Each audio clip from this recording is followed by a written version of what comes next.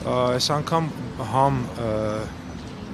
պրեմիում կա, համ ռեգուլյար կա, եւ ռեգուլյար կա, եւ պրեմիում, եւ դիզել,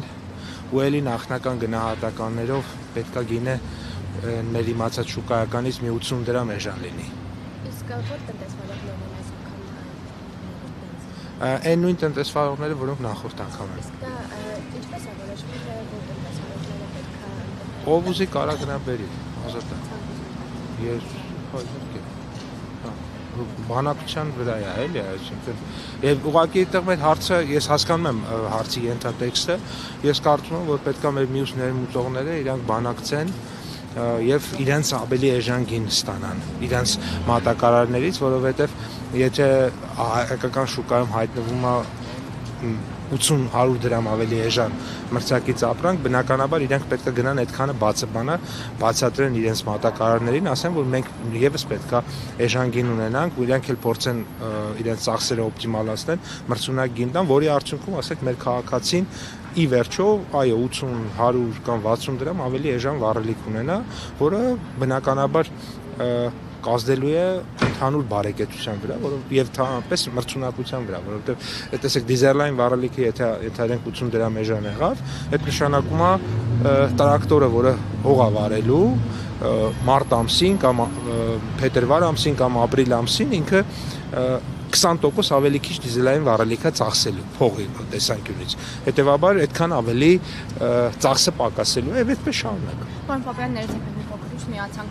որքան վառելիք է գալիս այս պահին Հայաստան-Ադրբեջանից, որ ընկերություններն են գնել այդ վառելիքը։ Ընկերությունների մասով կարծես թե նույն ընկերություններն ինչ որ նախորդ վառելիքը գալիս է մի քանի հազար տոննա գալիս է, նորությունն է, որ միայն այսպես կոչված պրեմիում չի գալիս, այլ նաև ռեգուլյար է գալիս եւ դիզել է գալիս ու էլի նախնական գնահատականներով շուկայականից էական մինչեւ 80 դրամ էժան է լինի։ Իսկ երբ կհասնի Հայաստան։ Մոտակա օրերին։ Ինքը եկեք սենց անենք, էլի դա չպետք է լինի սենսացիա։ Այսինքն, այսպես սենսացիան առաջինն է լինում։ Ինքը երկրորդ, երրորդն էլ կլինի, 5-ն էլ կլինի, 15-ն էլ կլինի, ինքը արդեն բանի մեջ է։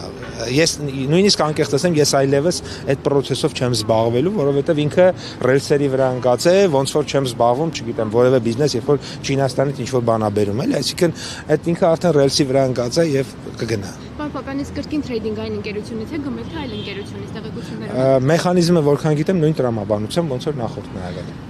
Պարոն Պապյան, իսկ ինչպես են ընտրվում այն ընկերությունները, որոնք պիտի համագործակցեն ադրբեջանական այդ կազմակերպությունից։ Ես կարծում եմ, դուք առաջարկում եք իրենց կամ բոլորին գուցե դուք առաջարկել եք իրենք են համաձայնել, թե հետ այդ ընկերություններն եք ընտրել, որովհետև հայտնի է, որ այդ ընկերություններից մեկը պատկանում է ԿՊԱ-ական պատգամավոր Խաչատուր Սուքիասյանի ընտանիքին, մյուսը փոխկապակցված է Սամվել Ալեքսանյանի ընտանիքի հետ։ Ես որևէ մեկին չեմ ընտրել, որևէ մեկի ընտրելու հնարավորություն չունեմ եւ փառք Աստծո, որ դա այդպես է, եւ եթե ընտրելու լինեի, բոլորին կընտրեի։ Շնորհակալ եմ։ Գործընթացը ինչպես է սկսելու։ Դա ողակի հետաքրքիր, որովհետև առաջինն է։ Մյուսներն էլ գնան բանակցեն կամ իրենց մատակարարների հետ կամ այդ նույն ընկերության հետ, որպեսզի կարողանան էժան ուրեմն բենզին բերեն, որի շահողը մեր քաղաքացիներն են։ Որովհետև նախորդը ըստ էության մի քանի օրում սպառվեց, վաճառվեց ամբողջությամբ, այսինքն այդ բենզինի պահանջարկը շատ մեծ կա։ Այսինքն կառավարությունից առաջարկ չի եղել այդ ընկերություններին, ինչպես այլ այդ սկիզբն է հետաքրքիր, ինչպես ա եղել, որովհետև նոր են բացվել ամեն դեպքում այդ ճանապարհը նոր ա բացվել եւ առաջին անգամ ա դա եղել, հետաքրքիր այդ սկզբի հատվածը ինչպես ա կազմակերպվել։ Ես կարծում եմ, որ առաջի հերթին իրանք կազմակերպություններն իրար հետ երևի թե խոսել։